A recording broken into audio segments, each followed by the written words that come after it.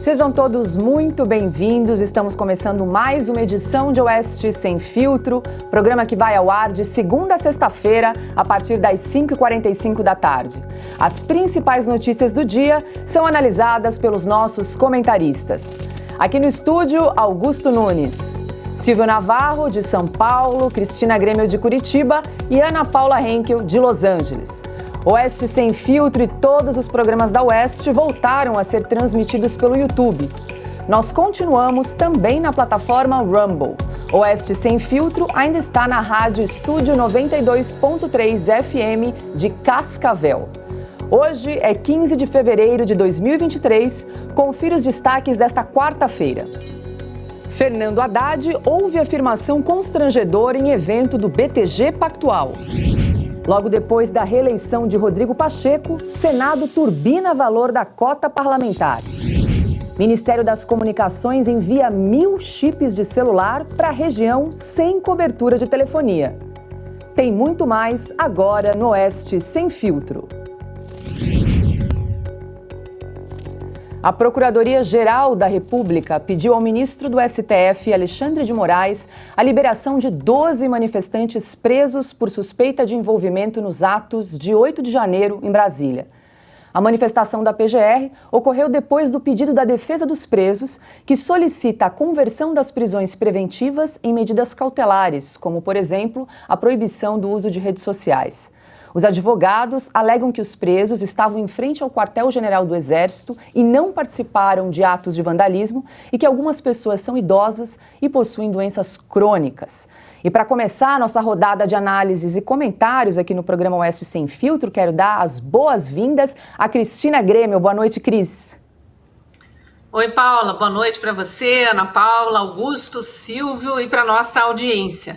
É um absurdo, né? A gente já está entrando aí na segunda metade do segundo mês do ano e vendo centenas de pessoas presas sem uma acusação formal, sem a tipificação do crime, né? Sem a explicação do porquê foram presas. A gente não está aqui dizendo que vândalos não precisem pagar pelo que fizeram, mas eu tenho lembrado em todos os programas que eu participo que nos meus 26 anos como repórter de televisão, em várias cidades que eu atuei, cansei de cobrir a história do vandalismo. Vândalos que picham comércio, casas e tal, são pegos em flagrante, normalmente por guardas municipais, vão para a delegacia, às vezes até passam a noite na delegacia e no dia seguinte são soltos mediante pagamento de multa. Não é um crime que mantenha pessoas na prisão por muito tempo e às vezes até por quebrarem patrimônio público. Eu cobri os Black Blocs de 2013, todo aquele vandalismo.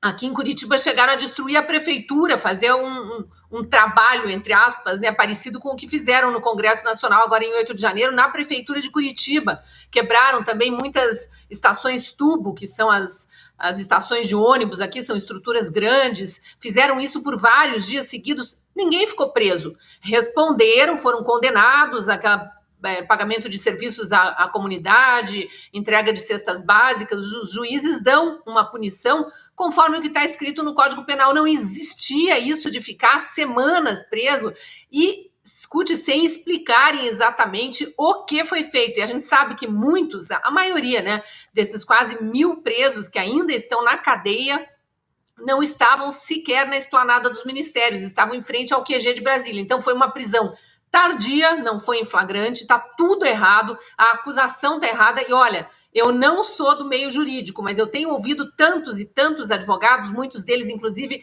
defendendo de forma voluntária algumas dessas vítimas aí do abuso de autoridade, porque é assim que eu vejo, que não dá para a gente falar de outra forma. É inacreditável num país onde corruptos, onde estelionatários, onde lavadores de dinheiro e até criminosos mais perigosos, como homicidas, pedófilos, estupradores, foram colocados na rua, seja por indultos aí muito questionáveis, seja por mudança de entendimento no STF em relação à prisão após condenação em segunda instância. É inacreditável a gente ver pessoas que supostamente cometeram atos de vandalismo, a gente nem tem essa confirmação, presas há 1 mês e meio. Isso precisa realmente ser revisto e rápido. Ana Paula Henkel, muito boa noite. Aí a defesa desses 12 manifestantes, então, alega que muitos deles nem participaram dos atos de vandalismo, só estavam em frente ao QG do Distrito Federal. Alguns são idosos e outros ainda possuem doenças crônicas e continuam presos aí há mais 2 meses, né? Completando. Boa noite, Paula, nossa chefe. Cris, muito bom ter você aqui com a gente. Craque, Silvio Navarro, meu mestre, Augusto Nunes. E muito boa noite à nossa audiência maravilhosa. Paula, por isso que a capa da revista Oeste da semana passada, ela é histórica, né? O artigo e a reportagem escritos pelo Augusto Nunes e o Christian, é impressionante. Muita gente, durante o final de semana, como eu comentei aqui na segunda-feira, assinou a revista exatamente por causa desse artigo de capa, que é histórico. E peço permissão aqui para ler um trechinho, porque nosso querido e norte jurídico, doutor Ives Gandra Martins, ali tem aspas dele, e ele diz o seguinte: tivemos uma banalização das prisões, afirma o jurista Ives Gandra Martins. Antes, uma prisão provisória era rápida e os alvos dos processos tinham acesso imediato ao conteúdo do processo. Ele nem perde tempo, doutor Ives, com versões segundo as quais o que houve em 8 de janeiro foi uma tentativa de golpe de Estado. Aspas de novo para o doutor Ives. Uma população desarmada não tem capacidade para isso. Só com tanques, aviões e navios isso é possível. Essas verdades elementares têm esbarrado no autoritarismo de ministros e juízes, na memória seletiva da imprensa, na cumplicidade oportunista de parte do Ministério Público, no silêncio cúmplice da OAB, nas fantasias do governo e seus devotos e no medo paralisante que vai contagiando as vítimas da arrogância inconstitucional. Completa aí nosso querido mestre Augusto Nunes. E aí nós caímos no que é uma tática hoje, não só no Brasil, mas no mundo. Quando você começa a empurrar expressões como desinformação, fake news, atos antidemocráticos, tudo aquilo que os projetos de tirano eles queiram que seja um ato antidemocrático, vai ser, seja contra opositores políticos, seja contra cidadãos que pertençam a um espectro específico da linha aí político-ideológica, e a mesma coisa segue com desinformação, né? Hoje nós temos aqui, por exemplo, nos Estados Unidos, saiu essa semana uma pesquisa que as máscaras durante a Covid tiveram nenhum efeito praticamente de evitar a transmissão e o contágio da doença. E, no entanto, lá atrás, quem questionava o método científico, que não houve praticamente nenhuma pesquisa sobre essas máscaras, era considerado o quê? Que espalhava, né, uma pessoa que espalha fake news, desinformação, negacionista, até genocida, né? As pessoas foram chamadas até de genocida por questionar um método científico que ninguém falava o que era. Simplesmente acreditem no que a gente está falando e quem questionar vai ser colocado naquele balaio ali que tem que ser cancelado. São os jacobinos virtuais, os jacobinos do Ministério Público, os jacobinos da OAB, isso tudo empurrado por uma turba histérica nas redes sociais. Então, de novo, eu falei na segunda-feira e repito, essa matéria e essa capa do Augusto e do Christian, ela é histórica porque absolutamente ninguém está falando dessas pessoas inocentes. Ressalvas a gente sempre faz aqui. Nós também queremos a punição dos vândalos, dos criminosos, daqueles que cometeram crimes, e não de pessoas inocentes que estavam protegidas pela nossa Constituição de questionar uma eleição presidencial. Boa noite, Silvio Navarro. Inclusive, essa reportagem de capa que nós comentamos bastante, brilhante matéria de Augusto Nunes e Christian Costa mostra um raio-x dos presos em Brasília. E, segundo o levantamento da Revista Oeste, 34 manifestantes são idosos e 5 têm a partir de 70 anos de idade. Boa tarde, Paula Leal. Boa tarde, querida e craque Ana Paula. Cris, muito bom ter você aqui também no Oeste Sem Filtro, a gente que faz o programa semanal Estúdio Oeste todas as quintas-feiras, e meu mestre Augusto Nunes. Boa noite, sobretudo a você que nos faz companhia todas as tardes. Olha, Paula, isso que está acontecendo é muito grave.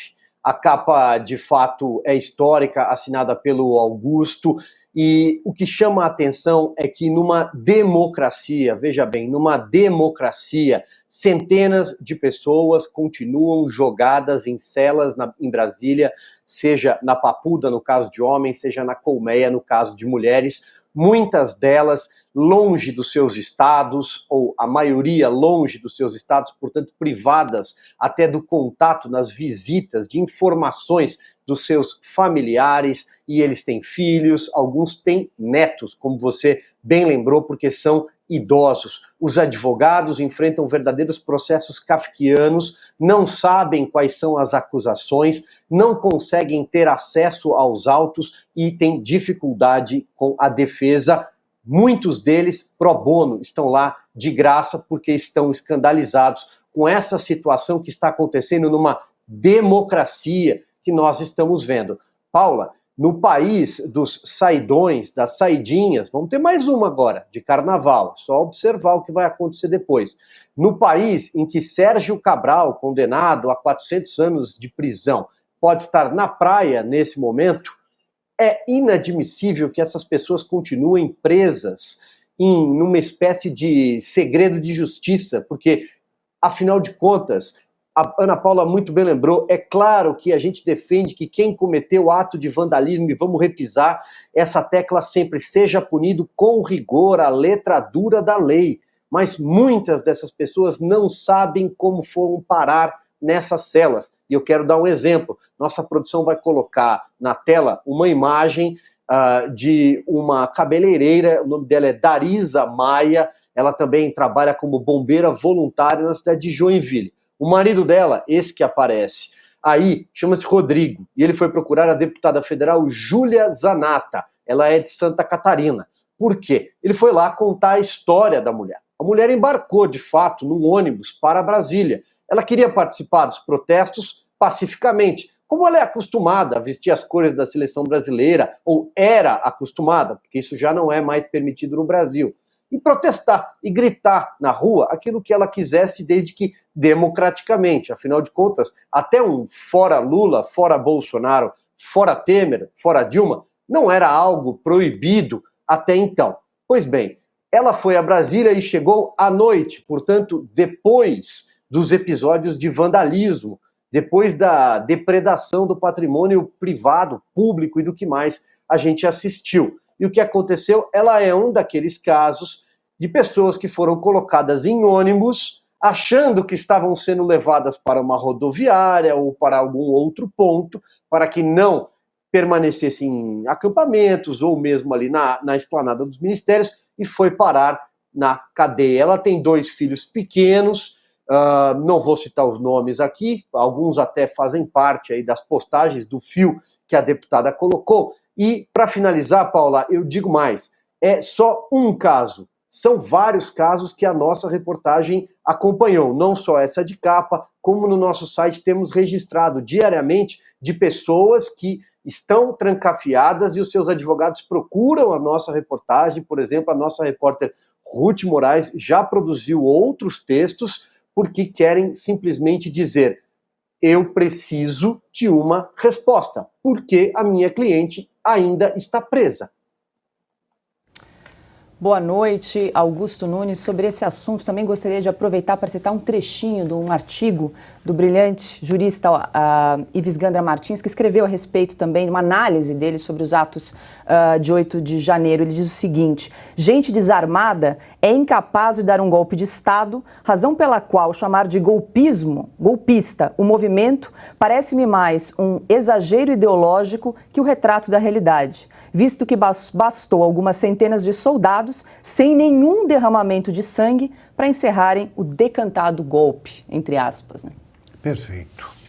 Boa noite, nossa chefe Paula, meu querido amigo Silvio Navarro, meu irmão, Ana Paula, minha parceira querida, Cris, bem-vinda, como sempre, é um prazer ter você por aqui. E boa noite a você que nos acompanha. O ministro Gilmar Mendes, ele repetia uma frase quando ele fazia alguma declaração sobre a Lava Jato, que era basicamente o seguinte: temos um encontro marcado com as alongadas prisões de Curitiba. Prisões preventivas e tal, que se estenderam por um bom tempo. Nenhum dos presos era inocente. Todos eram culpados e o ministro do Supremo achava que ainda assim era um exagero prender por tanto tempo. E como é que ninguém se manifesta no Supremo? A imprensa esquece, a OAB não entra, vamos repetir aqui o nome dos responsáveis omissos, né?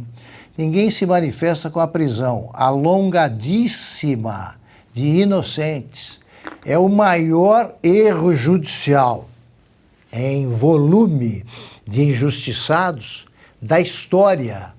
E o pior, é um erro premeditado, deliberado, né?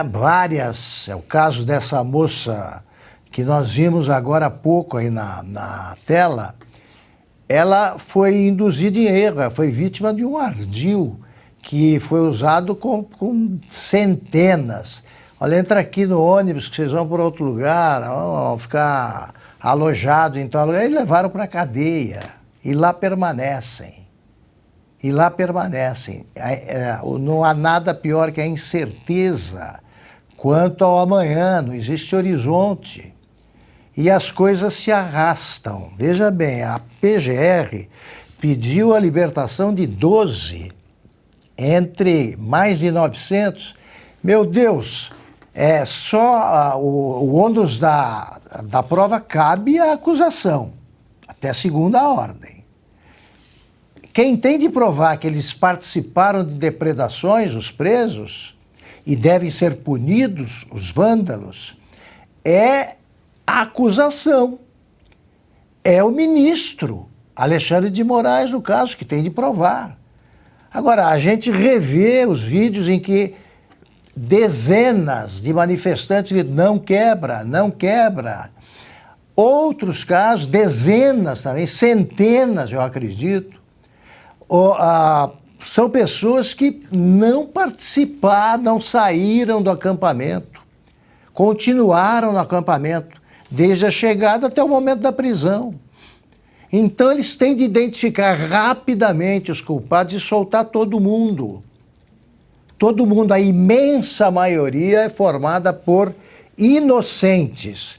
Então esse caso, sobretudo quando se sabe que mais prisões foram feitas em decorrência do mesmo inquérito, portanto não vai diminuir a população carcerária existente por causa desse inquérito.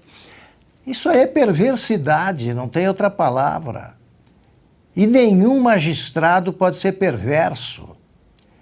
Parece que eles têm prazer em ver o sofrimento das pessoas. Já estamos a um mês da prisão e nada, não se vê um sinal de luz. Aí quando pede 12, também, a PGR pede a liberação de 12, não é atendido imediatamente. Mas tem que olhar a argumentação da PGR e soltar. Está provado que muito mais que 12 nem apareceram na Praça dos Três Poderes. Então é um caso, olha, eu não conheço precedentes desse tipo. E a prisão de gente idosa, como lembrou a Paula, é o seguinte: eles soltaram o Maluf da cadeia por causa disso. Maluf se fez, de entrevado ali e tal, todo mundo percebia que aquilo era coisa de canastrão e fingiram que acreditaram. Agora você tem gente sofrendo e com muito medo, e a gente vê esse medo se espalhar aí por pessoas que deveriam demonstrar mais coragem. Alguns ministros deveriam estar discordando em voz alta há muito tempo. E a gente vê também o prazer com que os militantes do PT veem a prisão do adversário, tá mostrando que o Partido Único não quer só a inexistência da oposição, quer a oposição na cadeia. Diga lá, Silvio. Paulo, eu queria só fazer um pequeno adendo, porque esses advogados têm relatado para a nossa reportagem, os poucos que conseguem um acesso frequente aos seus clientes, danos psicológicos. Já é possível constatar danos psicológicos, pessoas sofrendo de depressão. Houve um caso de tentativa de suicídio já relatado, isso não foi agora nessa semana, e muita gente que seguramente vai passar por transtornos depois que passar por essa situação. Depois que uma hora eles vão sair dessa situação, é claro, e eles vão ter que passar por tratamentos. E para finalizar, Paula, só um ponto. A Ana falou muito bem sobre os jacobinos de parte a parte. Eu queria frisar aqui os jacobinos da velha imprensa, da velha mídia, que não mostram essa situação. Pelo contrário, acabam de alguma forma insuflando os próprios poderosos, seja do judiciário, seja do executivo atual, contra essas pessoas, com narrativas de que são todos golpistas, de que são todos fascistas e de que todas essas pessoas estavam lá com o intuito de quebrar o Congresso Nacional, quebrar o Supremo Tribunal Federal e o que mais encontrassem pela frente, porque, no fundo, o que as movia era uma tentativa de golpe em curso, orquestrada por gente maior. Não vou enveredar mais, porque todo mundo sabe do que a gente está falando. E ainda nesse assunto, enquanto alguns manifestantes podem ser soltos, outros são presos. Um vereador de Inhumas, em Goiás, foi um dos detidos ontem pela Polícia Federal na 6ª etapa da Operação Lesa Pátria. José Rui, do PTC, aparece nas imagens registradas nas invasões do dia 8 de janeiro. A PF cumpriu 8 mandados de prisão preventiva e 13 de busca e apreensão, expedidos pelo Supremo Tribunal Federal, também em Minas Gerais, Paraná, Sergipe e São Paulo. E aí, Ana, a gente acabou de comentar a PGR, então, se manifestando a favor da liberação de 12 presos, e essa Operação Lesa Pátria continua a prender aí supostos envolvidos nos atos do dia 8. Tá, temos aí o vereador nas imagens, desculpa, Ana, só para informar nossa audiência, as imagens aí do vereador ficam na tela. Pois é, ele aparece nas imagens, mas ele aparece em imagens ele destruindo alguma coisa, ele invadindo, quebrando, isso é certo? Ou nós não temos essas imagens, Paulo? Não temos, não. Essas são só as imagens que nós tivemos acesso aí, Ana. Então, ou seja, até aqui não temos acesso, né, a todas as imagens, porque agora essas imagens entraram aí num cofre super confidencial, as imagens do fatídico 8 de janeiro, exatamente como 6 de janeiro, o Capitólio aqui nos Estados Unidos. Até hoje, 2 anos depois, o público americano não teve acesso às imagens. Quem realmente invadiu, quem realmente quebrou, quem realmente foi preso por ter cometido algum crime, tudo muito nebuloso. E o Brasil segue na mesma linha. Porque apareceu nas imagens, mas ele tem que ter cometido algum crime, né? E há muitas perguntas em relação a essas imagens. O rapaz que quebrou o relógio, a moça que quebrou as janelas, as vidraças, o outro rapaz que conversava com um policial dentro de um dos prédios e o policial mandando ele entrar. Ou seja, uma CPMI do 8 de janeiro é mais do que urgente. O Brasil precisa de esclarecimentos. Não dá para continuarmos nesse silêncio ensurdecedor, como o Silvio colocou, da imprensa, com inocentes na cadeia, vândalos, criminosos. A gente vai repetir isso ad eterno, que sejam punidos ao rigor da lei, mas que também sejam respeitadas as instâncias desses inquéritos. Essas pessoas têm foro privilegiado, para estarem aí todas amontoadas em inquéritos no Supremo Tribunal Federal, e os outros ministros, até aqueles ministros apontados pelo presidente Jair Bolsonaro, eles precisam também defender, não essas pessoas são inocentes, algumas pessoas, sim, são inocentes, mas eles precisam defender a Constituição, o Estado de Direito, o devido processo legal, o ordenamento jurídico. Estamos aí sob uma insegurança jurídica que afeta vários setores da nossa sociedade. Se uma administração tem como um pilar macro a insegurança jurídica, a insegurança econômica, qual é o futuro para investidores no Brasil, por exemplo? Como vamos crescer como nação? Como seremos até vistos aqui fora como uma nação séria, que trata os seus cidadãos sérios, seus investidores sérios, sua economia? E onde está, Paula, a turma dos direitos humanos? Onde está a turma dos direitos humanos que vive pedindo que os direitos humanos sejam respeitados daqueles que cometeram atrocidades contra a sociedade? E agora nós estamos falando de pessoas inocentes que devem... Pessoas inocentes, Paula, usando tornozeleira eletrônica em casa, também essas que foram soltas, sem o processo todo ter corrido, sem julgamento, sem condenação. Ou seja, que estado de exceção é esse que nós estamos vivendo?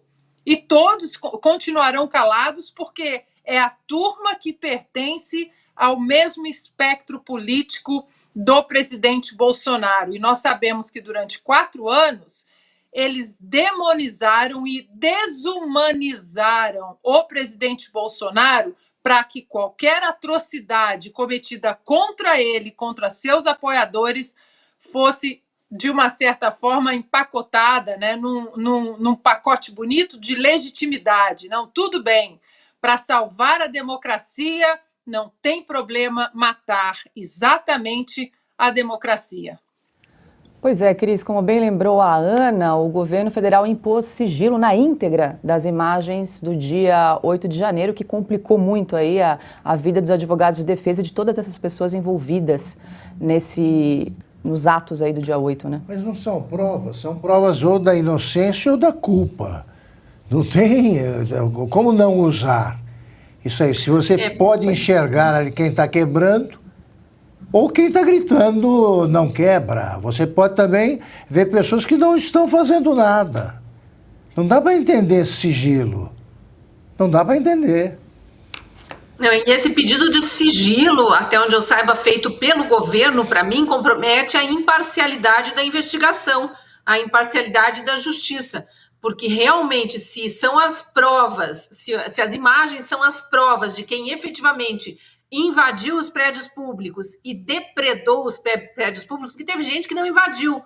Aquilo estava aberto e foi entrando, sentou no chão, gritava não quebra. Tem um monte de provas, inclusive, que inocentam pessoas que estavam lá. Por que não exibir essas imagens? Por que não permitir que elas se tornem públicas, né? Mas tem muitas correndo aí pela internet, feitas por pessoas que estavam na manifestação, não na depredação. E por algum motivo conseguiram gravar e publicar antes de aquilo virar uma perseguição a todo mundo que estava no local. A gente viu muitas dessas imagens, tanto que essa cena do pessoal sentado no chão, com camisas do Brasil, pacificamente, gritando não quebra, com um monte de policiais ao redor, fazendo nada. Eles não ofereciam qualquer problema, aqueles policiais estavam tranquilos ali, inclusive muitos policiais permitindo que entrassem. A gente viu tudo isso. Eu queria lembrar 2 situações aqui que eu acho importante a gente lembrar nessa hora. Além de tudo isso que a gente já colocou aqui. E além, especialmente, do silêncio criminoso da imprensa e dessas comissões de direitos humanos aí que a Ana bem lembrou.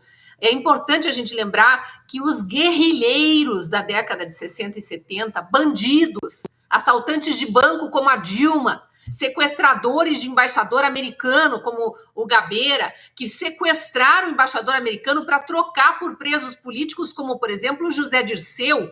Aqueles eram guerrilheiros armados, eram terroristas mesmo. Aqueles atentavam contra o Estado de Direito, queriam impor à força a sua vontade. Aqueles foram presos e, como conseguiram comprovar que foram torturados na prisão, o que está errado, receberam e recebem, continuam recebendo anistia até hoje. Eu quero saber se esses presos inocentes, sem armas, que sequer estavam no local do crime e não cometeram nenhum crime, vão ser indenizados futuramente. Eu gostaria muito que os atuais parlamentares votassem um projeto de lei que a cobrança de futuras anistias que o Estado brasileiro vai dever fosse feita no CPF de quem está cometendo essas ilegalidades. Que ministros, delegados, ministros de Estado, presidente da República, ministro do STF, delegados de polícia, quem quer que esteja determinando ou executando a prisão de inocentes, que pague do seu próprio bolso depois indenização para o resto da vida. Porque vamos pegar o caso dessa cabeleireira aí que o Silvio colocou. O marido dela está traumatizado, os filhos nem se fala, os pais devem ser vivos, é uma moça jovem, irmãos, a família inteira é afetada psicologicamente por isso, é um dano irreversível. Para ela, então, nem se fala. Sabe-se lá se ela vai conseguir encarar as clientes futuramente. A vergonha que a pessoa passa de ter ficado na prisão, mesmo sendo inocente. Então, realmente, isso é uma coisa que a gente precisa colocar e colocar muito, todos os dias. Quem vai indenizar essas vítimas? E tem todos os advogados que estão sendo tolhidos no seu direito, muitos estão com problemas psicológicos também. Eu converso com vários deles, tem alguns que estão abandonando a advocacia, não só pela dificuldade de advogar, mas pela decepção com o judiciário. Não existe mais, nós estamos realmente num estado de exceção. Então, para que advogado se não é possível exercer o direito, o livre direito à defesa, né? Isso a gente não pode deixar de mencionar aqui, porque uma hora o Brasil vai ter que rever isso. E a outra quem vai pagar na imprensa, quem vai pagar pelos crimes da imprensa, porque a imprensa está difamando pessoas inocentes. A imprensa não está só acusando de forma errada, está difamando, e não só os que estão presos, está difamando todos que estavam nos QGs, em frente aos quartéis, por 60 dias, legitimamente exercendo seu direito à manifestação, todos que apoiaram esses que estavam nos quartéis pelas redes sociais e todos que vestem verde e amarelo. É inacreditável mesmo. Agora 18 horas, 17 minutos. E os 900 esquecidos de Brasília, a reportagem de capa da mais recente edição aqui da Revista Oeste, que nós acabamos de comentar, foi citada no plenário da Câmara pelo deputado Eduardo Bolsonaro, do PL de São Paulo. Ele escreveu no Twitter: "Não podemos conceber que direitos humanos sejam seletivos. Desejamos apenas a aplicação da lei." Vamos ver o que o parlamentar disse na Câmara. A Revista Oeste lançou aqui na capa uma matéria escrita por Augusto Nunes e Christian Costa, chamada Os 900 Esquecidos de Brasília. E de fato a gente se pergunta, né? Como é que podem 900 pessoas estarem presas até hoje em Brasília? Será que todas elas são culpadas? Recentemente a deputada Júlia Zanata, junto com o deputado Sanderson, estiveram visitando as mulheres presas no presídio na chamada Colmeia, sistema penitenciário aqui de Brasília, e verificaram ali situações um tanto quanto esdrúxulas, ou algumas que certamente beiram a violação dos direitos humanos, de pessoas de idade, pessoas com câncer. Outros relatos de gente que chegou em Brasília dia 8 de janeiro à noite, caiu de paraquedas numa situação e mesmo sem terem invadido qualquer que seja dos prédios públicos das praças dos Três Poderes, foram direcionadas para a cadeia.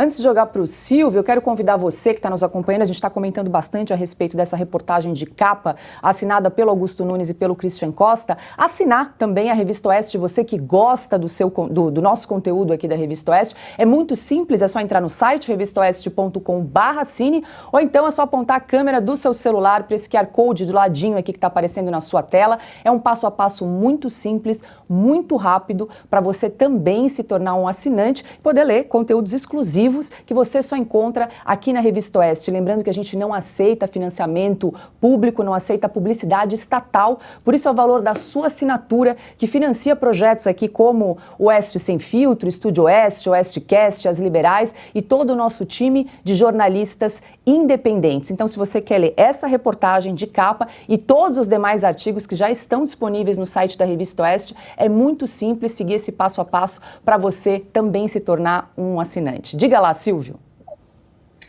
Ô Paulo, olha, bem brevemente, eu acho que já até falei bastante sobre o tema. O que o deputado Eduardo Bolsonaro fez na tribuna foi um resumo de tudo que a gente falou aqui nessa primeira metade do programa, nesses primeiros minutos de programa, Paula. Outros parlamentares também têm tentado fazer isso, tanto na Câmara quanto no Senado, talvez até numa tentativa de mostrar para o mundo, mostrar até para fora das nossas fronteiras algo que está acontecendo, chamar a atenção da mídia lá fora, da mídia internacional, porque se trata de questões de direitos humanos, é uma crueldade o que está acontecendo, é uma crueldade o que está sendo feito com vidas de pessoas que foram a Brasília. Não podemos generalizar, não preciso mais nem fazer ali o disclaimer que a gente tem feito aqui.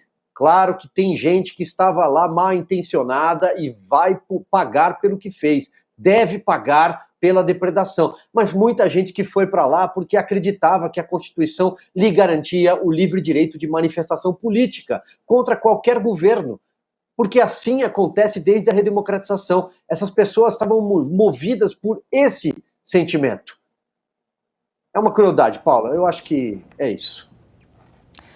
E a nova comissão diretora do Senado aumentou a cota parlamentar e outros benefícios dos senadores. A mudança foi decidida logo depois da reeleição do presidente Rodrigo Pacheco. A partir de agora, os senadores terão direito a 4 passagens extras de ida e volta entre Brasília e os estados onde moram. Ainda, os privilégios também incluem imóveis funcionais do Senado para os integrantes licenciados, no caso, aqueles que assumiram ministérios no governo. O aumento da cota parlamentar foi escalonado, 6% neste ano e no próximo. Em 2025, o reajuste será de 6,13%. Já o auxílio moradia, que é de R$ 5.500, foi turbinado, podendo chegar a R$ 9.000. E aí, Cris, será que isso aí foi promessa de campanha? O toma lá da cá, o patrimonialismo brasileiro, né, o agrado para os cupinchas. A gente vê essas cenas se repetirem tantas e tantas vezes, depois eles se colocam diante do eleitor e ainda conseguem levar votos, né? É impressionante. Realmente o sistema político brasileiro, a gente precisa de uma reforma política, o sistema político todo precisa ser revisto, porque não dá para a gente continuar com essa turma sugando os parcos recursos públicos, o dinheiro do contribuinte, não gosto nem de dizer que é dinheiro público, né? Vou na de Margaret Thatcher mesmo, dinheiro do contribuinte, porque eles fingem, eles falam que é público e fingem que não é de ninguém, né? E saem distribuindo assim como se fossem deles, na verdade. E a gente vê os que caem, né? A massa de manobra que cai na ladainha de campanha, aguardando não só picanha, né, aguardando salário mínimo aumentar, aguardando isenção de imposto de renda que não vem, 1 mês e pouco de governo, um monte de mentiras já escancaradas aí do que foi dito na campanha, só que sempre afetando os mais pobres, os mais carentes, os menos informados. E, infelizmente, esses aí de Brasília se locupletando de tudo. A gente fica, parece que repetindo, parece disco arranhado, mas precisa ser dito, porque eu espero que eleição após eleição as coisas melhorem. Esse ano já teve uma boa renovação no Congresso, uma renovação ideológica, não só uma renovação de caras novas, ideológica, e embora a gente tenha visto todo o toma lá da cá durante a tentativa de reeleição que acabou se consolidando, né, dos presidentes da Câmara e do Senado, a gente ainda acredita que ao longo do mandato esses deputados que estão aí, esses senadores que estão aí, façam alguma diferença, porque senão realmente é entregar a chave do Brasil e deixar os bandidos na cena do crime sapateando em cima da gente. Só para acrescentar aqui uma informação para a nossa audiência, está lá, inclusive no site da Revista Oeste, você pode conferir. Qual o valor da cota parlamentar? Ela varia conforme a unidade da federação do senador, só para a gente ter uma ideia. Vamos lá. Os mais baixos são de Goiás e Distrito Federal, R$ 22.000. O mais alto do Amazonas, quase R$ 47.000. A conta chegou, né? A conta chegou. Pacheco agora sentado na cadeira de presidente do Senado, tranquilo, e agora ele precisa prestar as contas, né? E o Pacheco pode ficar mais 2 anos, que nós continuaremos falando, eu pelo menos vou continuar falando, que o Pacheco hoje é dos maiores problemas do Brasil. Não pelo que ele fez no passado, porque esse monstro jurídico, esse desordenamento jurídico que nós temos hoje, infelizmente, com alguns ministros do STF não protegendo a nossa Constituição, isso foi alimentado pelo Pacheco, que não usou a sua prerrogativa institucional e constitucional de frear esses abusos autoritários de ministros do Supremo Tribunal Federal. Isso é uma ferramenta justa e constitucional que nós temos na nossa Carta Magna e ele não usou isso. Ele simplesmente ignorou o fato de que a nossa Constituição estava sendo desrespeitada diariamente, praticamente diariamente. Isso foi no passado, chegamos até aqui com a anuência do Pacheco como presidente do Senado e nos próximos 2 anos ele vai continuar, pelo menos no debate público, ele não vai conseguir fugir mais. Ele pode continuar pagando aí as suas promessas, né, ajoelhando e beijando os anéis de Brasília, porque o nome dele agora é conhecido do público. O nome dele não vai a lugar nenhum. E enquanto ele não sair da vida pública, o povo colocou e o povo vai tirar. A hora dele vai chegar. E uma coisa que nós sempre comentamos aqui, nos últimos 4 anos, como houve esse despertamento político para o brasileiro, uma coisa impressionante, se olharmos as páginas da história, 4 anos é pouca coisa diante de muito que nós conquistamos, e esse despertar político-intelectual, ele não vai a lugar algum. E o Pacheco, o brasileiro, vai ter paciência, resiliência para tirar o nome desse sujeito do Senado, porque ele não quer o bem do Brasil, ele não quer projeto de nação. Ele quer continuar beijando os anéis de Brasília e beijando aí os anéis que mantêm vivo o sistema do establishment, como dizem os americanos, vivo, as veias ali que mantém todo o sistema irrigado e que mantém a democracia brasileira com o povo de fora. Só eles mandam. Agora, 18h27, estamos ao vivo no canal da Revista Oeste no YouTube e a gente convida você que está nos acompanhando a assinar a Revista Oeste, também a se inscrever no nosso canal, deixar o seu comentário, o seu like, participar, interagir aqui do nosso chat. Agora são 18h27, a gente segue aqui com mais informações no programa Oeste Sem Filtro, para a gente falar da festa do PT. A festança, que celebrou os 43 anos do PT, arrecadou cerca de R$1 milhão. Os ingressos, que variavam entre R$500 e R$20 mil, se esgotaram. Segundo integrantes do PT, parte do valor arrecadado será usada em ações de formação política.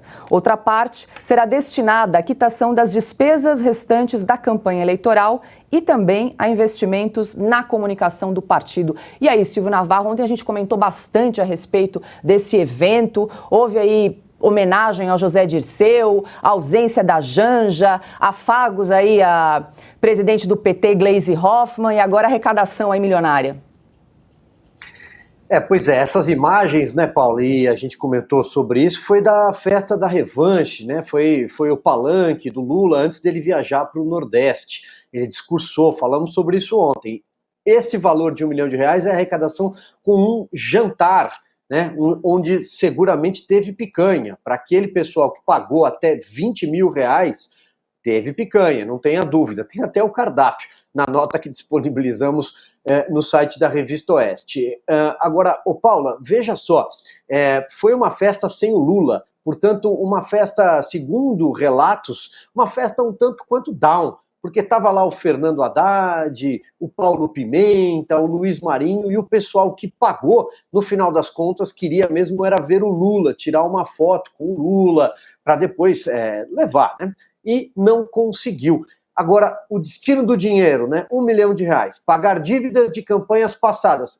Que bom! Não vão recorrer a nenhum tipo de dinheiro de mensalão, de dinheiro de petrolão, nenhuma empreiteira, não tem marqueteiros bilionários. Que bom!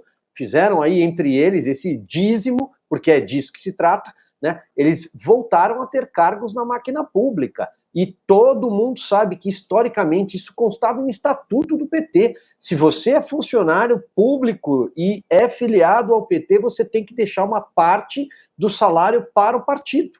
Então, é isso aí. Esse é o dinheiro. Agora, os demais gastos que eles vão fazer com o dinheiro, eu não sei, né? E aí, Augusto? Algum palpite?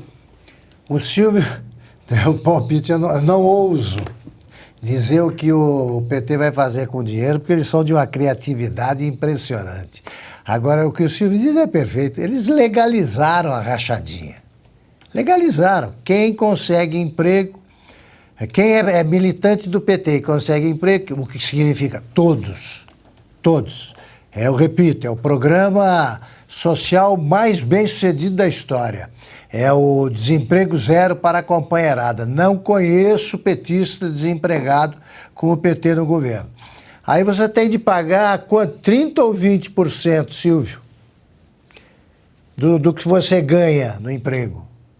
O que já foi oficializado lá atrás, Augusto, era 20%. Pois mas bem, não sei, né? Não se sabe. Pois bem, 20% é a rachadinha com o nosso dinheiro. E eles ficam vendo rachadinhas dos outros e tal. Tá? O líder daquela relação de beneficiários da rachadinha, né, que incluía o senador Flávio Bolsonaro, era liderada por um cara aí que acaba de ganhar emprego do governo do Lula. Não estou lembrando o nome dele agora, nem pouco importa. Primeiro da lista. Então, realmente, o PT usa como critério para nomeação o prontuário, né? A capivara.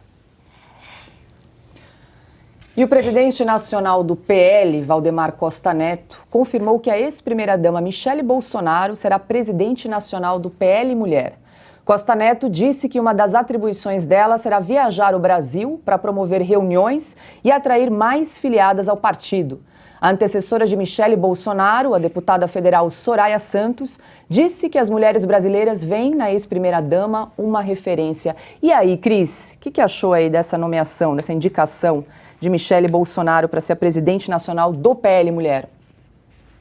Faz todo sentido, né? É uma referência nacional, é uma pessoa que entrou de forma muito discreta na política, de forma muito discreta no cargo de primeira-dama, que realizou muito.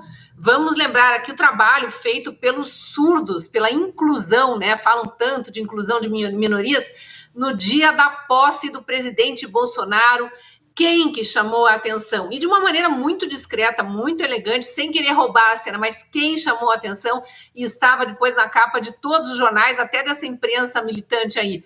Michele Bolsonaro falando com os surdos, falando linguagem dos surdos, ela própria fazendo tradução simultânea ali para Libras do discurso do presidente. Então aquilo marcou. Ao longo do governo inteiro do presidente Bolsonaro, ela comandou um esquema de chamar voluntários para trabalhos, criou uma página, um site do Voluntariado Brasil, fez um trabalho brilhante também junto a pessoas com doenças raras, atendeu famílias.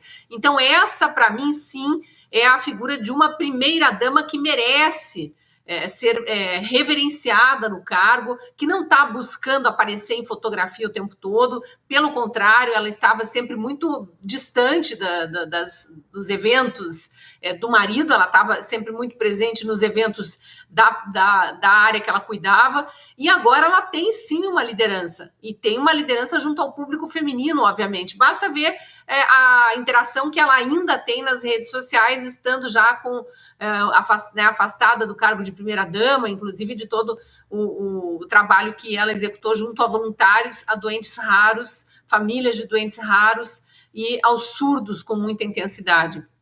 Eu acho que a gente ainda vai ouvir falar muito de Michele Bolsonaro de um lado e de outro, né? Porque a esquerda detesta mulheres bem-sucedidas. Eles gostam de mulheres capacho. O empoderamento para eles é outra coisa. E esse empoderamento que a Michele conquistou aí não é nem lembrado pela esquerda brasileira. Diga lá, Augusto. Não, eu acho que, independentemente das pessoas que vão se envolver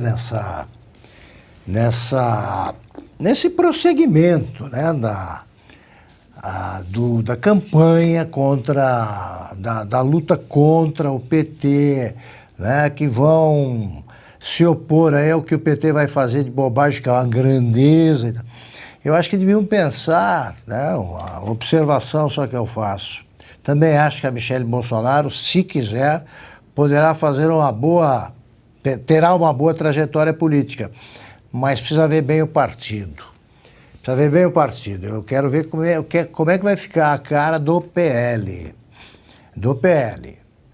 Né? O presidente do PL, Valdemar Costa Neto, não é exatamente alguém que está interessado em seguir alguma ideologia. Né?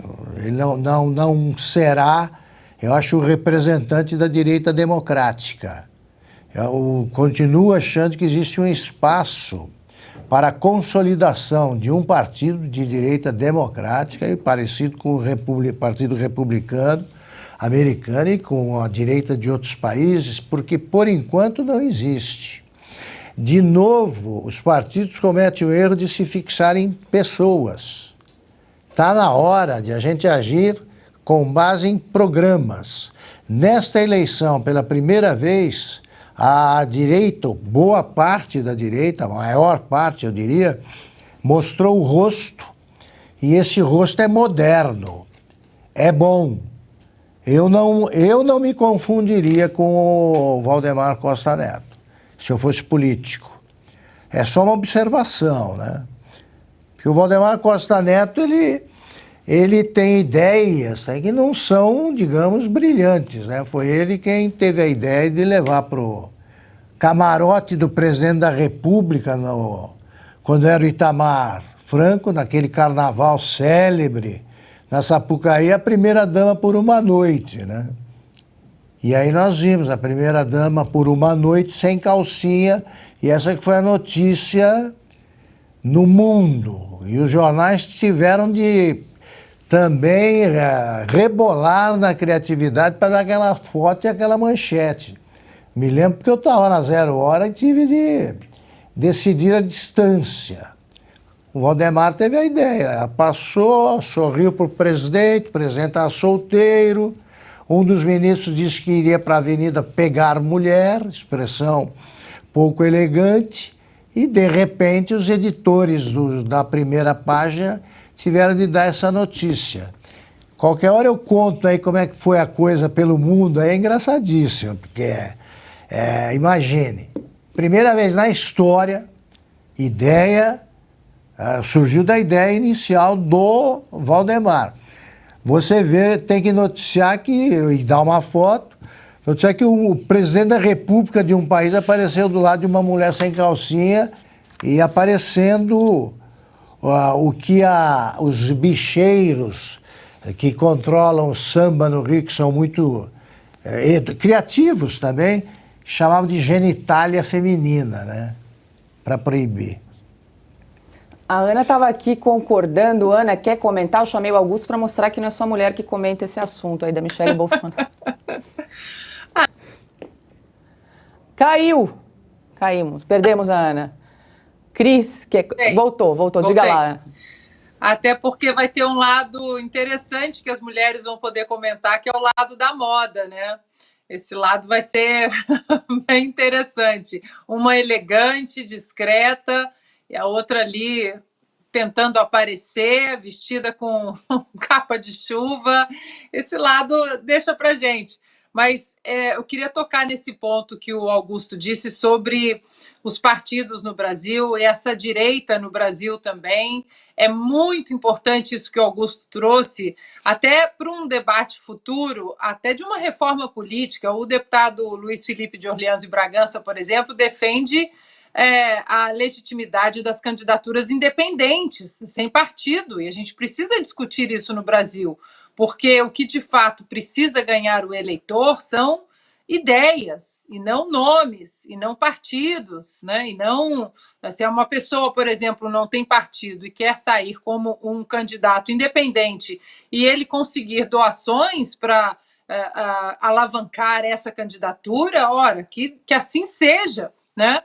Eu tenho conversado com o presidente do Novo, o Eduardo Ribeiro, que é totalmente diferente do João Amoedo. Acho que o João Amoedo impregnou um partido que lá atrás tinha um futuro e que acabou em frangalhos, eu até diria, diante da opinião pública. João Amoedo também, com as opiniões dele contra o presidente Bolsonaro, contra o Paulo Guedes, contra a independência econômica, contra a independência intelectual, contra até as liberdades individuais dentro da pandemia. E agora parece que o presidente Eduardo Ribeiro ele quer trazer exatamente o que o Augusto estava comentando, essa aura de um partido republicano, que traz pessoas alinhadas ao espectro, né, na direita, ao espectro político e ideológico da direita, e que se complementam ali dentro. A direita no Brasil ela precisa parar com esse romantismo de que não, nós temos que concordar 100% com todo mundo o tempo todo. Ora, Reagan sempre dizia, né, se você concorda com alguém 80% do tempo, essa pessoa é um aliado e não 20% um traidor. E nós precisamos ter essa convergência e criar esse partido que o Augusto falou no Brasil, onde você tenha conservadores, liberais, libertários, e que os pontos fortes, os pilares fortes para uma direita forte no Brasil, eles sejam estabelecidos, né, de uma maneira conjunta, e que eles possam ter o mesmo apoio de várias vertentes dentro da direita. Então, eu acho que esse é um futuro que nós precisamos discutir. O presidente Bolsonaro, ele é uma força na direita, mas o presidente Bolsonaro ele tem um legado que o Lula não tem, por exemplo. O presidente Bolsonaro ele fez um congresso aí muito específico, alinhado com a direita, tem nomes que vão defender pautas, assim a gente espera, né? Pautas importantes do liberalismo econômico e da liberdade individual e como nação no Congresso, Tereza Cristina, Ricardo Salles, temos o Zema, temos o Tarcísio. Você pode discordar de um ponto ou outro com eles, mas eles pertencem a um espectro da liberdade com responsabilidade e respeito à nossa Constituição. Aí você olha o Lula, qual é o legado? O legado de corrupção. Dilma, Zé Dirceu, é isso que a gente quer? Então, olhando para o futuro, a direita tem um campo promissor no Brasil, e fora que o lado fashion, a gente vai se divertir aqui, né, Paula, Cris? Muito.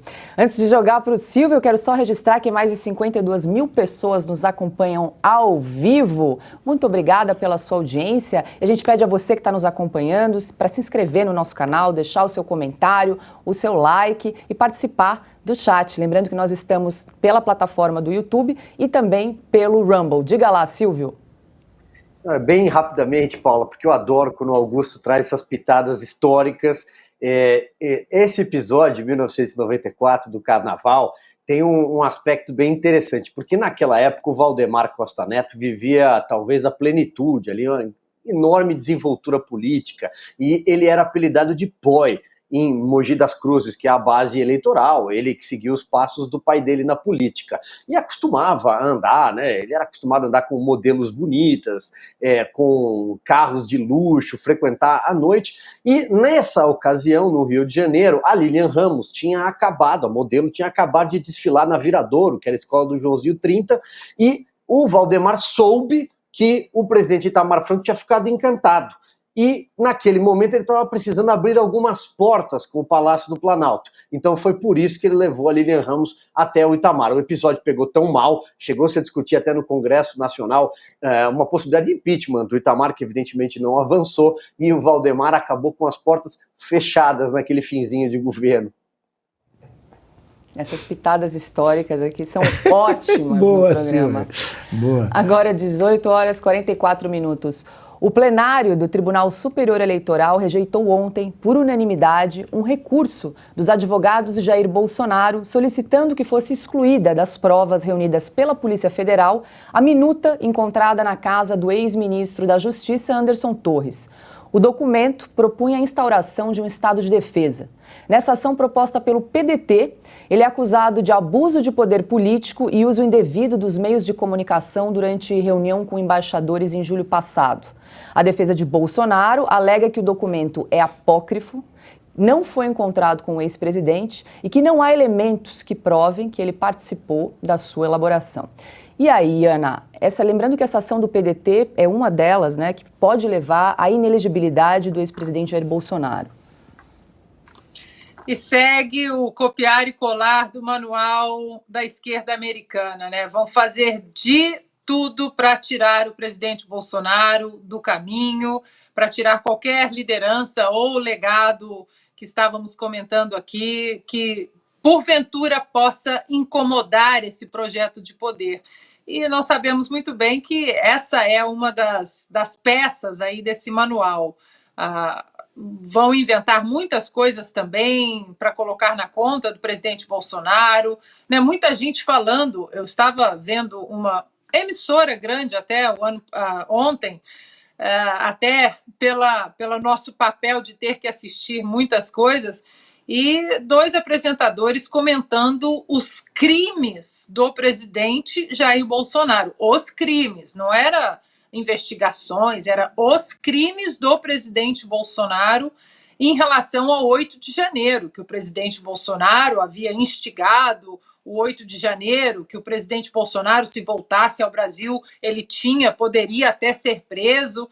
E, né, a gente sabe muito bem que o que incomoda essa gente é que o presidente Bolsonaro, desde 2018, ele foi um incômodo, um estorvo aí no avanço desse projeto de poder que já vinha há 13 anos com o PT, acho que até um pouco antes, né? Teatro das Tesouras, PT, PSDB, e aí no meio do caminho tinha uma pedra, né? Tinha uma pedra no meio do caminho. O presidente Bolsonaro foi eleito em 2018, colocou água no chope, para dizer aí o jargão, né, das redes sociais, o ditado popular, e agora é preciso evitar que ele volte como essa força política, essa liderança política, ainda, mesmo perdendo a eleição, ainda com muito capital político.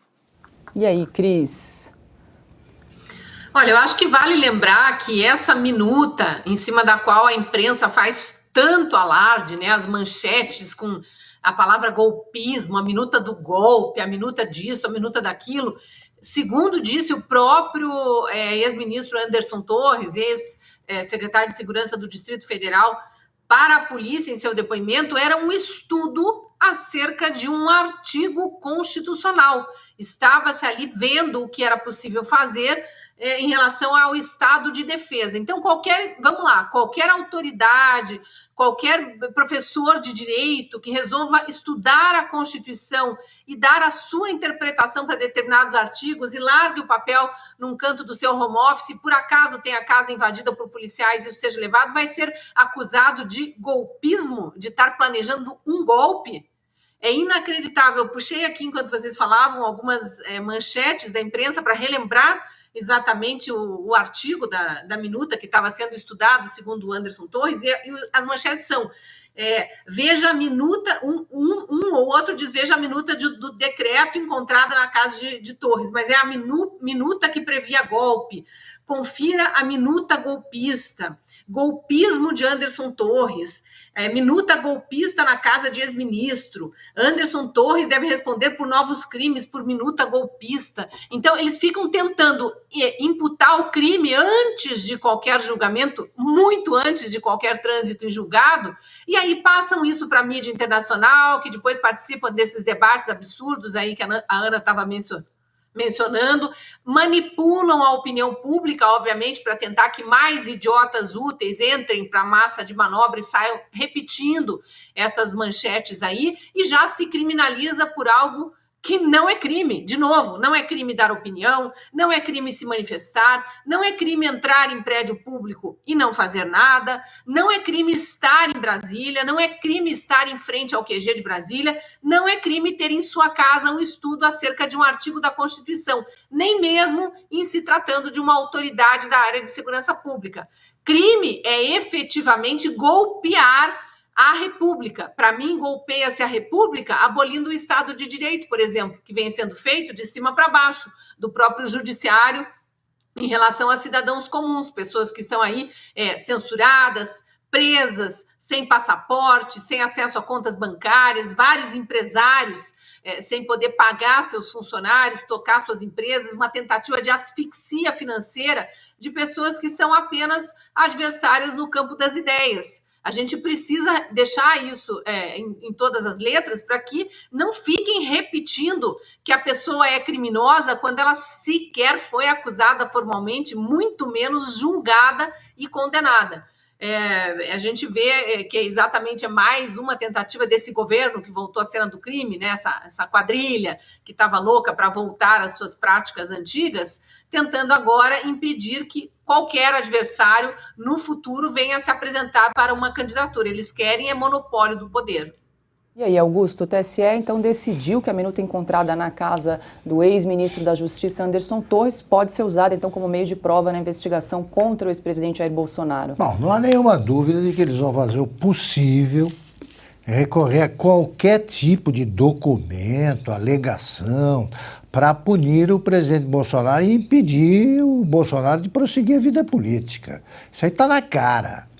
Está na cara, porque aqui no Brasil é assim, primeiro você condena, depois você apura e vê se fez alguma coisa. É o que está acontecendo.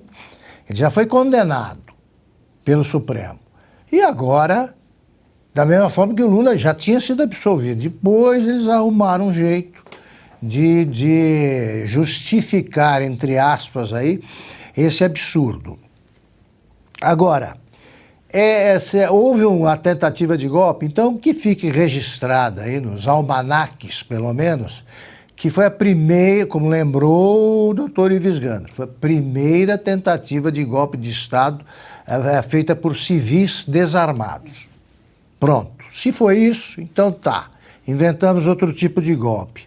E eu queria agradecer aqui a Ana e ao Silvio que completaram ao fechar o buraco da informação que ficou faltando num comentário meu anterior. O líder da lista da tal rachadinha é o deputado estadual André Ceciliano, que pelo bom desempenho como deputado foi premiado com a Secretaria de Assuntos Federativos, sei lá o que é isso, só sei que garante um gabinete no Palácio do Planalto.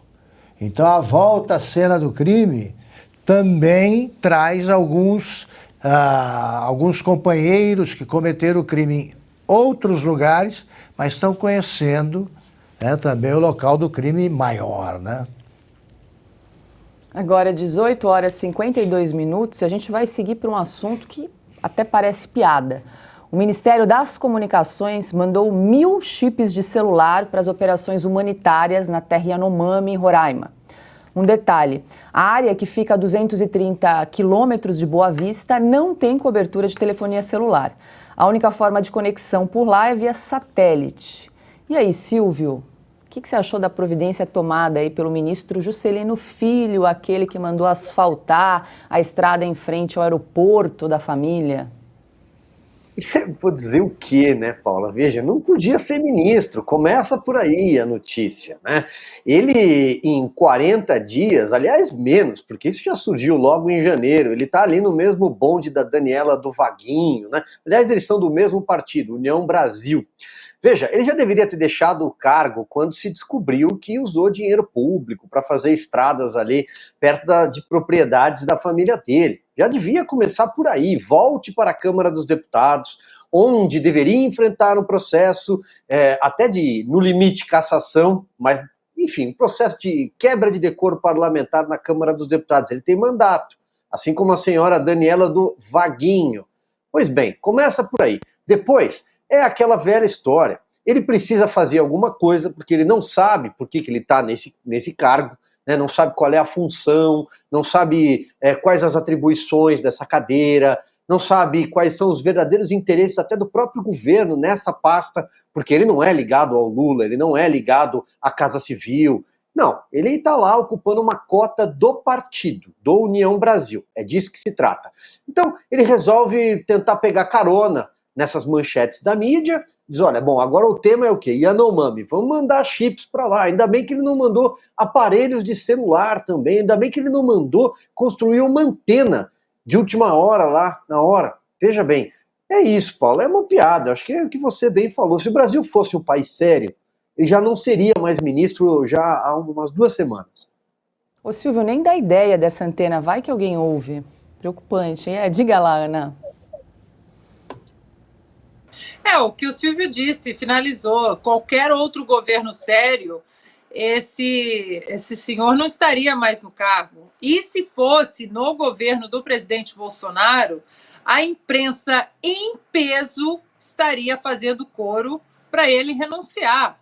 Lá atrás, já com a história das estradas.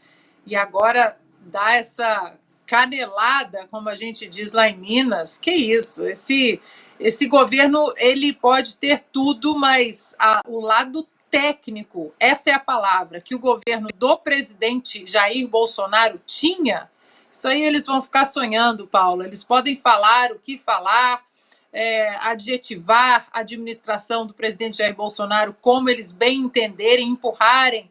Eles podem empurrar as narrativas, as falácias, as mentiras, mas o governo do presidente Bolsonaro foi um governo técnico. E o que mais essa canelada mostra é que essa palavra está muito longe desse terceiro tempo aí do PT em nossas vidas. E só para a gente acompanhar o assunto, rendeu críticas nas redes sociais. Eduardo Ribeiro, presidente do Partido Novo, escreveu o seguinte: o Ministério das Comunicações enviar chips de celular para a área indígena Yanomami, onde não tem sinal, resume 2 tristes realidades que vivemos: a infraestrutura precária do país e a incompetência de um ministro que nunca deveria ter sido nomeado.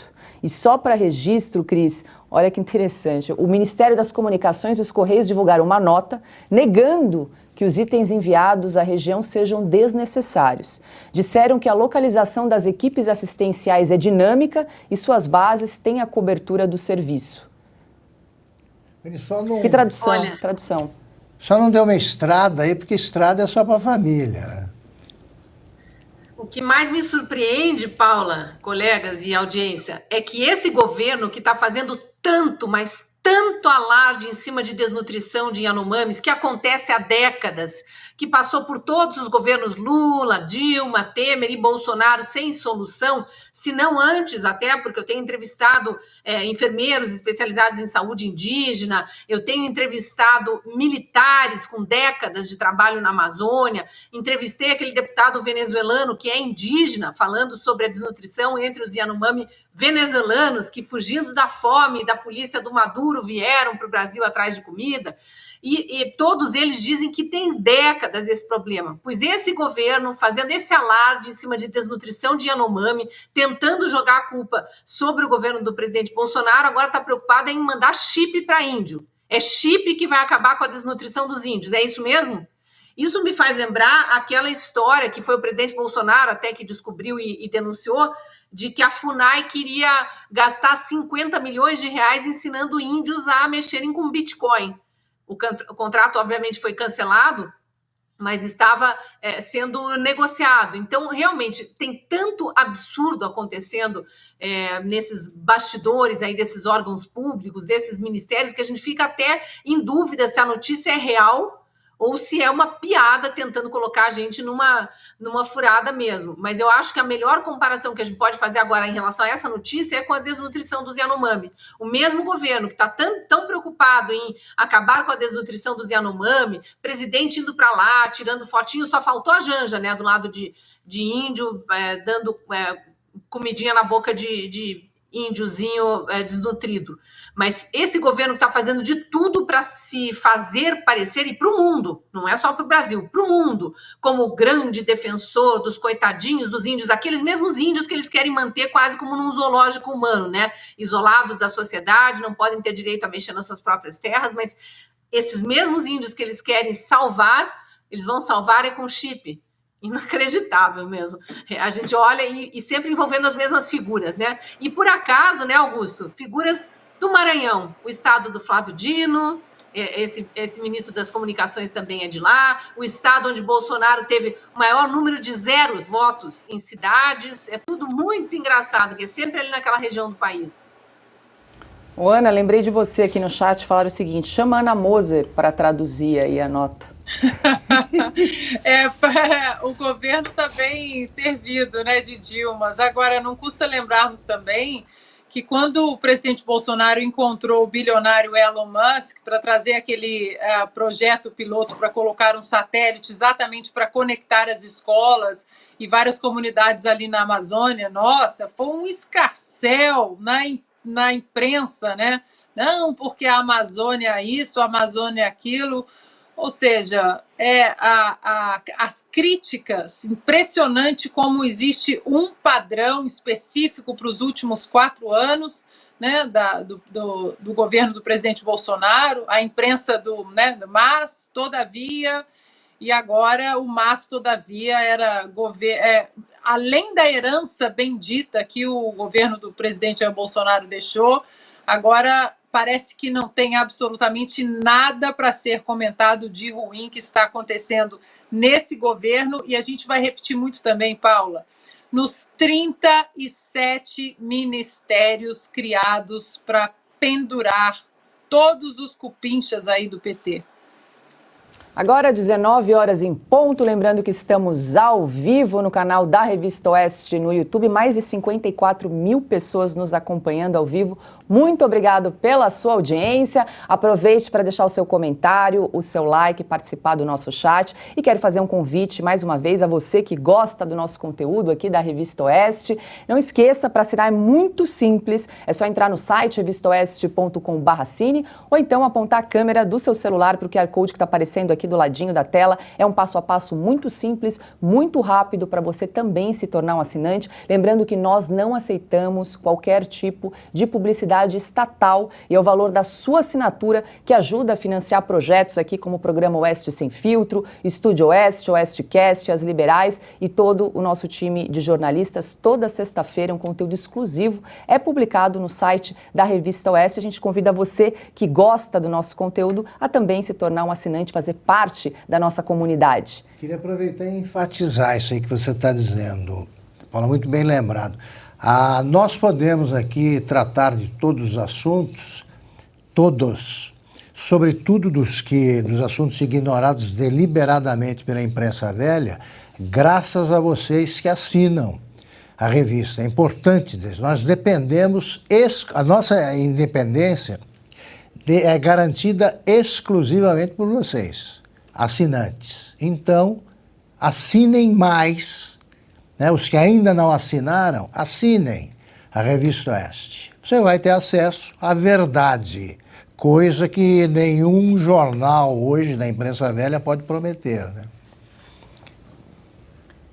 E agora a gente continua com mais informações e notícias no programa Oeste Sem Filtro, porque Tarcísio de Freitas, governador de São Paulo, sancionou o projeto que acaba com a exigência do passaporte vacinal contra a Covid-19 em lugares públicos e privados do estado.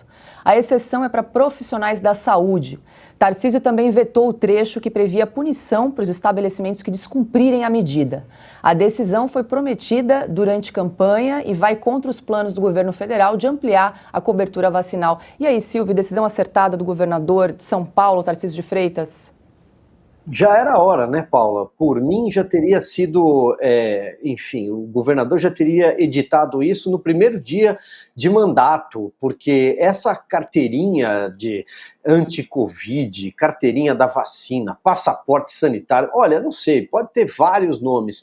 Enfim, é uma grande hipocrisia, é uma daquelas heranças que ficaram aí da pandemia, algo que nunca serviu para nada, nunca conseguiu ser sequer implementado direito, mas que servia como uma espécie de propaganda daquela turma que gostava de apontar o dedo para os outros e dizer, seu negacionista, né, você é anti-vax, sendo que sequer se tratava às vezes de uma pessoa que era contra a vacina. Mas numa época, né, isso é resquício de uma época triste, em que se criou um cartãozinho, um enfim, não sei mais nem o nome adotado por isso, mas o passaporte da vacina, que não impedia o vírus de entrar nos lugares, mas impedia as pessoas, por exemplo, de frequentar os lugares, né?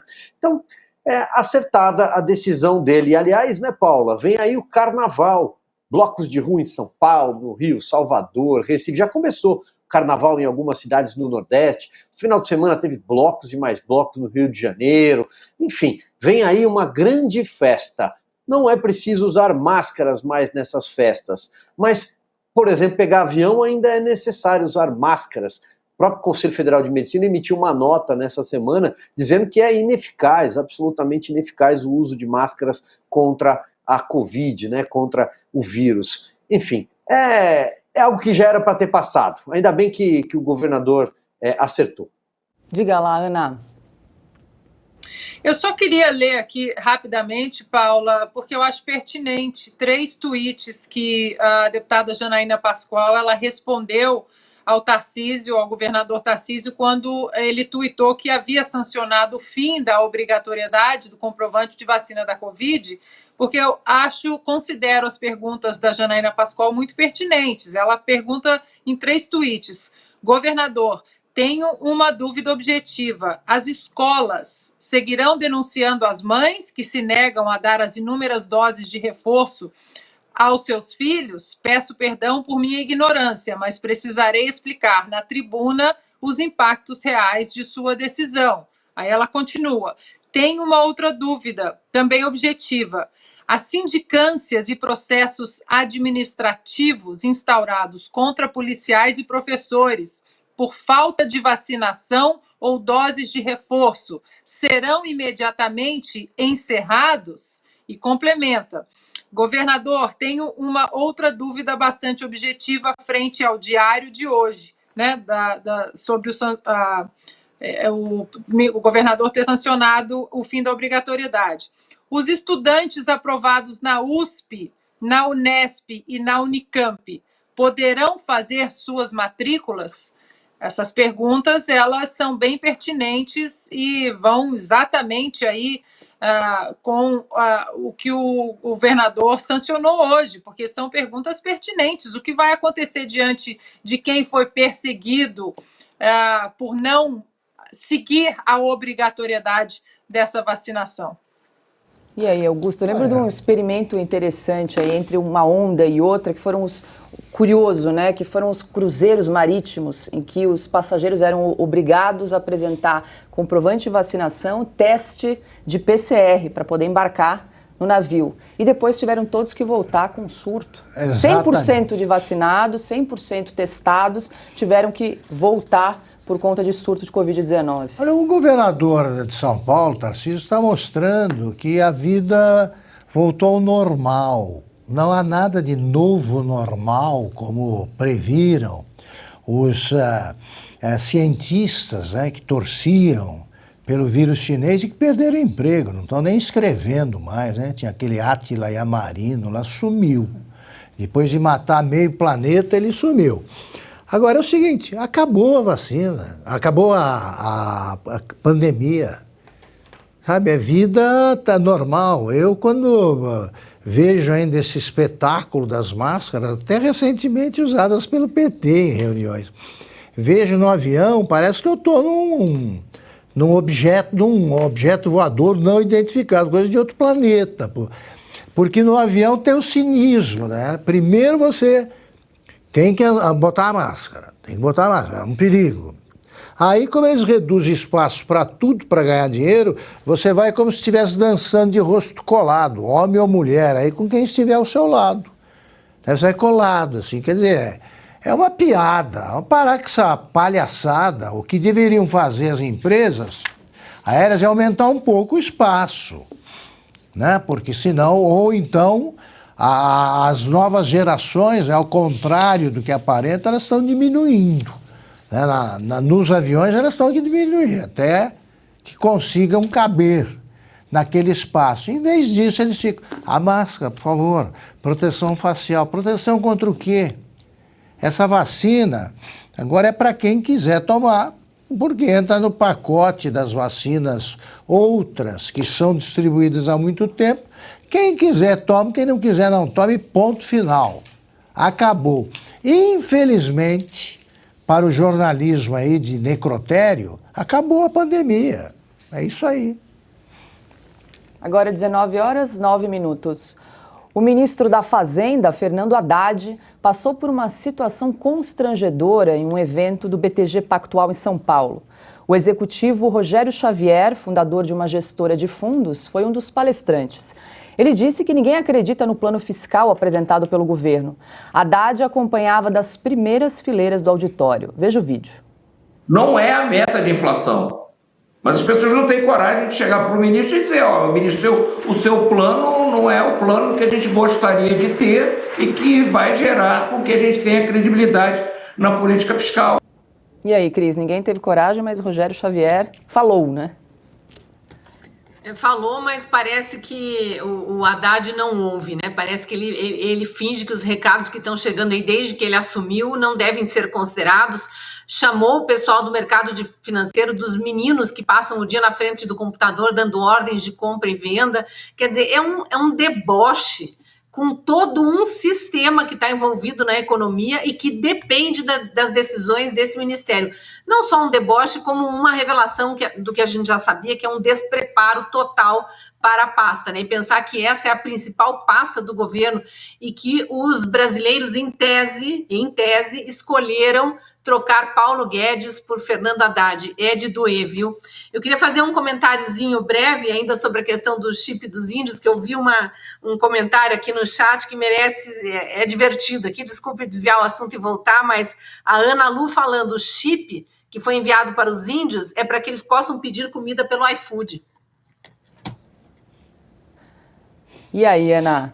Só a Cris bem lembrou, está inclusive no site da Revista Oeste, o que disse Fernando Haddad a respeito do mercado financeiro, abre aspas, entendo a ansiedade do dito mercado, essa meninada que fica na frente do computador dando ordem de compra, ordem de venda. Cada espirro lá em Brasília gera uma enorme turbulência. Pois é, mas a economista Renata Barreto, ontem ela lembrou nas redes sociais dela que o Rogério Xavier, ele lá atrás, ele fez o L e disse que a equipe, que Lula seria melhor para o Brasil e que a equipe econômica iria surpreender. E aí no dia 4 de janeiro, apenas 4 dias aí da administração petista, depois de fazer o L na campanha presidencial, o Rogério Xavier ele jogou a toalha e publicou aí teve uma declaração que foi o seguinte, é um filme de terror, é um filme de horror. A cada dia somos surpreendidos com uma notícia pior do que a outra. Xavier disse a investidores, segundo um relato que circula na Faria Lima. A SPX disse que não confirma o teor do relato pelo fato de a conversa ter se dado em ambiente privado. Depois, vários outros Faria Limers, né, confirmaram que ele estava absolutamente chocado, principalmente porque a PEC do rombo passou ainda em 2022, no final de 2022. Agora, o fato é que muitos economistas, eles demonizaram a administração Bolsonaro, eles jogaram a água da banheira fora com o bebê dentro, porque Paulo Guedes sempre foi um ministro altamente técnico que colocou o Brasil sempre acima de qualquer narrativa, qualquer mentira, qualquer rumor de mercado, sempre enalteceu as pastas técnicas, a seriedade, o mercado em si, como parte do projeto de nação que a administração do presidente Bolsonaro tinha. Então, assim como o Rogério Xavier, o Armínio, o Meirelles fizeram L e não imaginaram que seria uma cena de horror ou uma volta à cena do crime, qualquer pasta, qualquer ministério de mais uma era PT? E, Augusto, o governo parece que resolveu travar uma guerra contra o mercado, né? É o seguinte, a Ana tem razão. Agora, pior ainda, Ana, é o pessoal que fez o L e continua fazendo diante desse descalabro que está acontecendo. Eu vi hoje uma bravata aí do André Lara Rezende, um dos pais do Helder, me coloca aí num cargo tal que eu vou mostrar para o mercado tal coisa, eu vou mostrar para o presidente do Banco Central tal coisa. Imagina!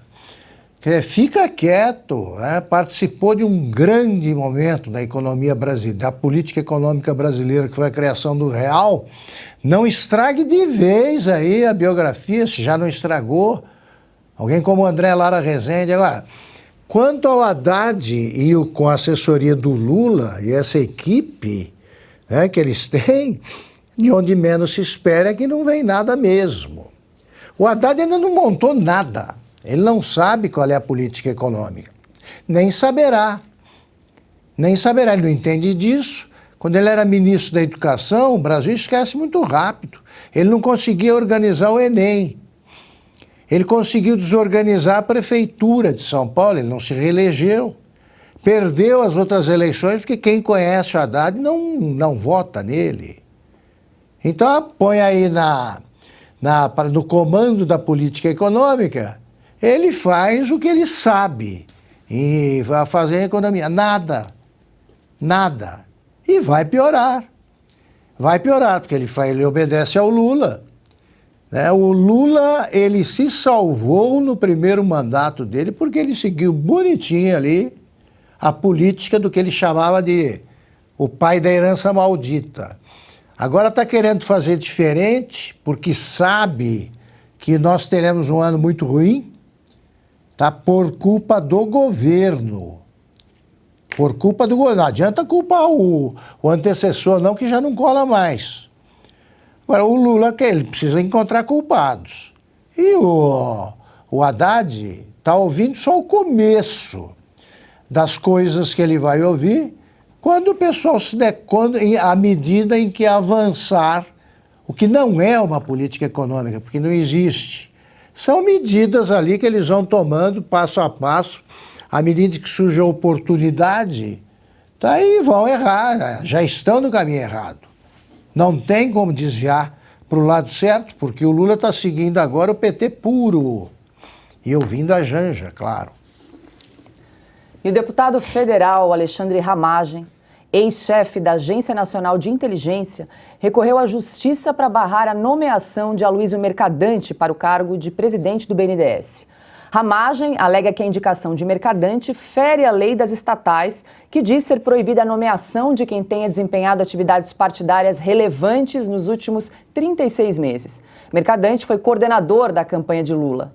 O deputado Carlos Sampaio, do PSDB, também recorreu à Justiça Federal contra a indicação de Mercadante. E aí, Silvia, é importante lembrar aqui para a nossa audiência que uma mudança para flexibilizar a lei das estatais, que no caso favoreceria Aloysio Mercadante, foi aprovada na Câmara, mas o projeto segue parado no Senado e Mercadante só conseguiu tomar posse com o aval do Tribunal de Contas da União. Paula, essa foi uma das primeiras medidas, né, já ali durante a transição de governo, quando se rasgou a lei das estatais para que o Aloysio Mercadante assumisse o BNDES. A lei das estatais é um legado, né, um dos legados da Lava Jato, foi aprovada no governo Michel Temer, justamente para blindar bancos públicos, empresas públicas de ingerência política, de interesses partidários. Mas é claro que fazia parte dessas ameaças que o PT começa a executar agora de colocar o Banco Nacional de Desenvolvimento Econômico e Social, que deveria atender interesses nacionais, sobretudo, a serviço de países amigos na vizinhança, países falidos, mas companheiros, cucarachos, todos eles do Foro de São Paulo. É disso que se trata. O Brasil vai voltar a entregar o dinheiro para a Argentina por meio de gasodutos, vai voltar a financiar Caracas, vai voltar a financiar Cuba, onde ergueu lá um porto de Mariel, e Cuba até hoje não pagou, deu um calote, e a dívida no próprio contrato firmado na gestão do PT, o lastro dessa garantia era em charutos. Então, veja, alguns deputados vão tentando o que podem, vão tentando se mexer de alguma forma na Câmara dos Deputados. Como você bem lembrou, o TCU avalizou essa nomeação do Aloysio Mercadante, que presidia a Fundação Perseu Abramo e coordenou a campanha do Lula, portanto, não poderia estar no cargo. Mas, dificilmente, o Aloysio Mercadante vai sair de lá. Tudo foi muito bem costurado, porque essa lei das estatais, assim como ela foi desfigurada, não foi para atender só o Aloysio Mercadante, mas muitos outros interesses. O próprio presidente da Petrobras, que tem empresas nesse segmento, nesse setor, é parte já beneficiada de tudo isso. E aí, Ana? Não podemos esquecer que essa flexibilização aí da lei das estatais não beneficia apenas o mercadante, mas todos aqueles que as seclas ali, os satélites em volta do PT, que estavam em campanha, que não conseguiram se reeleger o ano passado e que precisam agora, né, cobrar o dízimo do PT, e o PT vai pagar. Então, eles precisam ser alocados aí em várias secretarias, nos 37 ministérios e não sei quantas outras dezenas de secretarias criadas em seus estados. Então, tem muita gente que precisa ser pendurada no nosso dinheiro. Então, essa flexibilidade que foi dada para o mercadante beneficiou, na verdade, centenas de satélites aí, todos eles, né, como moscas em volta, não vou falar de uma coisa, mas em volta de um poste aceso, digamos assim. E aí, Augusto, 2 deputados, então, tentando barrar a nomeação de Aloysio Mercadante para o BNDES. Bom, as coisas mudam, né? A vida dá voltas. O Alexandre Ramagem não pôde assumir a superintendência da Polícia Federal, não foi isso?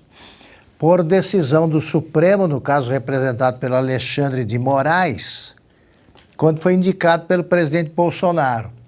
E o presidente Bolsonaro cometeu o erro, hoje evidente, de aceitar a decisão, quando a nomeação do chefe da Polícia Federal é atribuição do presidente da República, segundo a Constituição. E agora, ninguém no Supremo vê nenhuma ilegalidade na nomeação do Mercadante? O Ramagem não pôde assumir. O Mercadante pode. Os outros que virão nesse buraco aí que abriram na lei também. Então fica evidente, né, que determinados processos são julgados pela capa, sim. Né? Depende do nome, da filiação partidária, pode ou não pode. E nada pode trazer tanta insegurança jurídica como isso. E o senador Sérgio Moro, do União Brasil do Paraná, desarquivou um projeto de lei do PL que determina a prisão em segunda instância. Moro teve o apoio de 27 senadores. Agora a proposta retorna ao plenário. Em 2019, a matéria foi aprovada na Comissão de Constituição e Justiça do Senado e aguardava a inclusão da pauta nas discussões. Sem andamento, o projeto foi arquivado. E aí, Cris, já era hora de desarquivar aí o projeto da prisão após condenação em segunda instância? Com certeza, e tem projeto na Câmara também, o agora deputado Deltan Dallagnol, que também era da Força Tarefa da Lava Jato, né, junto com o Sérgio Moro, era juiz da 13ª Vara de Justiça Federal aqui em Curitiba, e Dallagnol era o coordenador da Força Tarefa do Ministério Público Federal, o que comandou as investigações, levantamento de provas e depois também as denúncias feitas à Justiça Federal de Sérgio Moro.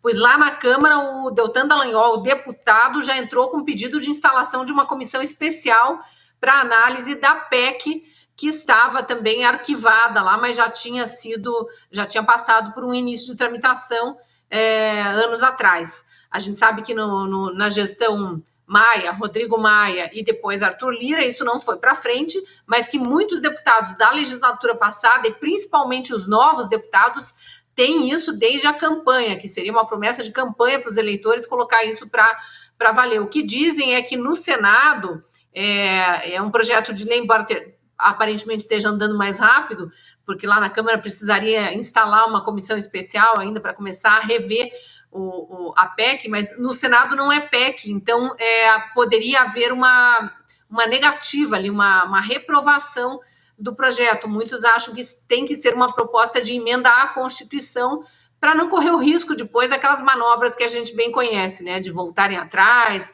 os partidecos aí que não conseguem nunca aprovar seus pleitos, depois recorrem ao STF e o STF decide legislar. Então vamos ver como é que essa conversa anda, mas é importante que venha logo essa discussão, tanto na Câmara quanto no Senado. E só para finalizar, eu queria fazer um comentário, acabei não comentando a notícia anterior, do Ramagem. Eu estava lendo aqui, Augusto, aquela determinação de Alexandre de Moraes para que o decreto do presidente Bolsonaro, que tinha nomeado o Ramagem para a Superintendência da Polícia Federal, fosse anulado, aquela determinação foi atendendo a um pedido, adivinha de quem? Do PT. O PT não queria Ramagem na Superintendência, foi lá pedir arrego na barra da toga dos amigos e conseguiu. E ali descambou toda a independência entre os poderes, né? A partir dali, nada mais foi como era antes. Só para complementar o assunto anterior. Mas esse aí da segunda instância é muito importante, viu, Paula? Que esteja andando no Senado e na Câmara. E aí, Augusto, já é hora, né? Já era hora. Primeiro eu quero pedir desculpas aí, né, em nome de todos nós. Ali não é a proposta determina prisão em segunda instância, é depois da condenação em segunda instância.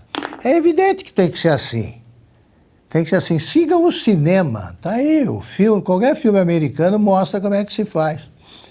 Então, o sujeito já sai direto ali do tribunal, vai para a cadeia, né? E já lê os direitos do cara ali no momento da prisão e já fica sabendo o que é que vai acontecer. Aqui, isso aí foi inventada, foi modificada outra vez com o voto do Gilmar Mendes, que 1 ano, ou 2 anos, 3 anos, uma coisa dessa, antes tinha decidido a votação em favor da decisão justa, né? Da medida justa, que é essa.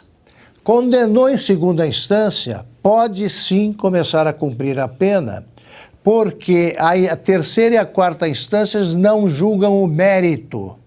A condenação já se deu. Aí você vai julgar recursos aqui e ali, se tal documento foi redigido corretamente, são coisas brasileiríssimas para você atrasar o início do cumprimento da pena quando cola. E não adianta, é tudo bobagem, o cara já é culpado. Foi o que aconteceu com o Lula, ele foi condenado até em terceira instância, mas não pôde. Porque o Sérgio Moro luta por isso aí desde que o Supremo começou a atender aos ventos contrários, né? E o Gilmar Mendes mudou de ideia. A Carmen Lúcia era uma fervorosa defensora da prisão depois da condenação em segunda instância, do início do cumprimento da pena, para ser mais preciso, né? É possível o juiz decretar o início do cumprimento da pena depois da condenação em segunda instância. Aí voltaram para aquela história. Depois do trânsito em julgado da sentença penal condenatória, que significa que só depois do último recurso, julgado pela última instância, que é o Supremo, alguém começa a cumprir a sentença determinada pelo juiz, que é a da segunda instância. E aí, Silvio, como bem lembrou a crise, esse é um assunto que precisa ser muito bem debatido com a melhor estratégia legal, né? Porque um projeto de lei pode ser aprovado e depois bater no Supremo e ser declarada inconstitucionalidade. Então, talvez uma PEC fosse um caminho legal aí mais acertado, enfim. Pode ser mesmo o melhor caminho, uma emenda à Constituição. Não sei se o Congresso Nacional conseguiria formar uma maioria para tal, né? Porque nós estamos falando de uma base ainda... Vocês me ouvem, Paula? A minha tela aqui. Sim. Estamos ouvindo. A minha tela congelou, desculpa. Estamos ouvindo. Bom, eu dizia que...